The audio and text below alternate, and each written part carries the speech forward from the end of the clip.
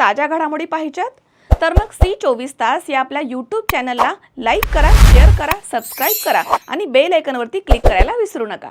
जोर का झटका धीरे से लगा या म्हणीप्रमाणे अहिल्यानगर जिल्हा पोलीस दलामध्ये मोठे फेरबदल झाले आहेत। पोलीस अधीक्षक सुदर्शन मुमक्का यांनी गुरुवारी 11 जून रोजी जिल्हांतर्गत 14 पोलीस निरीक्षकांच्या बदल्या करण्याचे आदेश काढले। या बदली आदेशानुसार नेवासा पोलीस ठाण्याच्या पोलीस निरीक्षकपदी प्रताप पांडुरंग दराडे यांची नियुक्ती करण्यात आली आहे। राहुरी पोलीस ठाण्याचा पदभार हाती घेतल्यानंतर PI प्रताप दराडे यांनी अनेक धडाकेबाज कारवाया करून गुन्हेगारांवरती वचक निर्माण केला होता।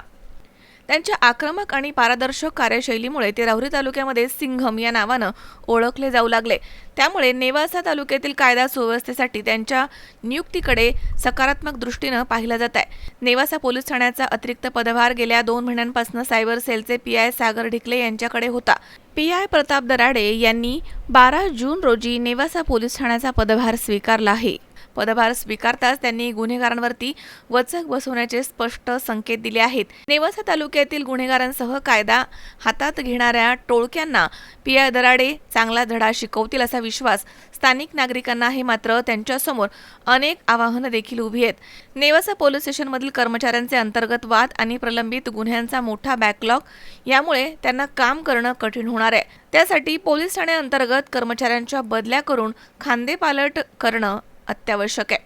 तालुक्यामध्ये वाढणाऱ्या गुन्हेगारीला आळा घालण्यासाठी PI दराडे यांना प्राधान्याने काही ठोस पावलं उचलावी लागणार आहेत। यामध्ये मोठा आवाज करणाऱ्या सायलेन्सर असलेल्या दुचाकी जप्त करून कारवाई करणं, भरधाव वेगाने दुचाकी चालवणाऱ्या चालकांवरती कडक कारवाई करणं, तसेच रस्ता लुटमार करून महिलांच्या गळ्यामधील दागिने हिसकावणाऱ्या टोळक्यांचा समूळ बंदोबस्त करणं आणि गुन्हेगारांचा जलद शोध घेण्यासाठी स्थानिक पातळीवरती एक विशेष शोध पथक तयार करणं यांचा समावेश आहे। या सर्व बाबींवरती लक्ष केंद्रित केल्यास नेवासा तालुका गुन्हेमुक्त होण्यास मदत होईल अशी अपेक्षा व्यक्त केली जाते। शंकर नाबदे, C24 नेवासा।